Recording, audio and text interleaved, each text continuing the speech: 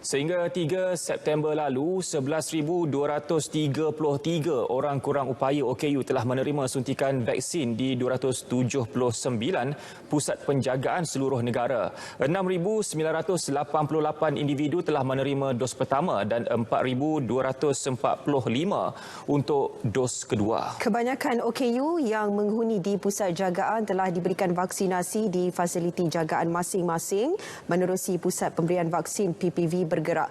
Kita ikuti laporan wartawan Mohan Chinasamy yang meninjau program vaksinasi outreach di Pusat Jagaan Titian OKU Nur, Rawang, Selangor.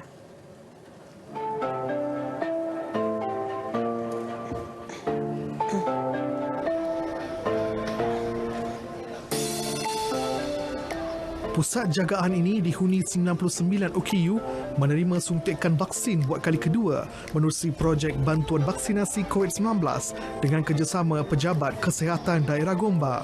Hari ini 90 OKU menerima suntikan dos kedua, manakala 9 lagi untuk dos pertama.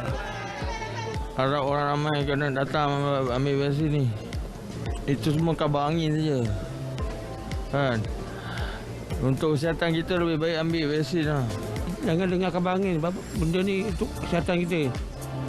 Kata lindung diri, lindung semua. Jangan dengar. Kebanyakannya 80% saja vaksin bagus. Jadi macam ambil lah vaksin? Ya, saya ambil. Dah 2 dos lah? Dah 2 dos.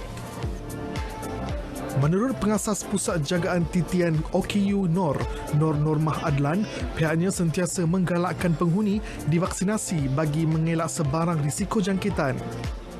Ada yang waris-waris yang tak setujulah kerana dia orang fikir infek akan selepas vaksin lah. Tapi bila memang kita galakkan lah untuk dia orang terima vaksin dalam keadaan yang dia orang tu memang tak sihat dan gejalanya kemungkinan jangkitan tu mudah dia orang dapatlah. Jadi akhirnya dia orang setujulah untuk divaksin. Ketua Penolong Pengarah Kanan Pakar Perubatan Kesihatan Awam Kementerian Kesihatan Dr. Salimah Osman pula menegaskan golongan OKU wajib menerima vaksin atas faktor kondisi, tahap kesihatan penghuni selain persekitaran pusat jagaan.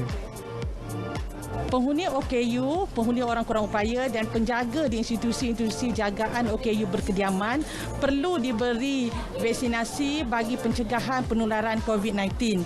Sebagaimana kita tahu, mungkin penularan akan berlaku di kawasan institusi kerana tempat yang kurang kondusif, tempat yang mungkin sesak, tempat yang mungkin pengudaraan yang kurang baik.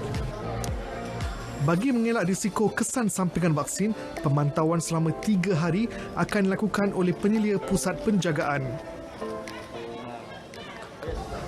Dengan adanya PPV bergerak, golongan kurang upaya diberikan suntikan vaksin kerana keupayaan mereka yang mempunyai limitasi.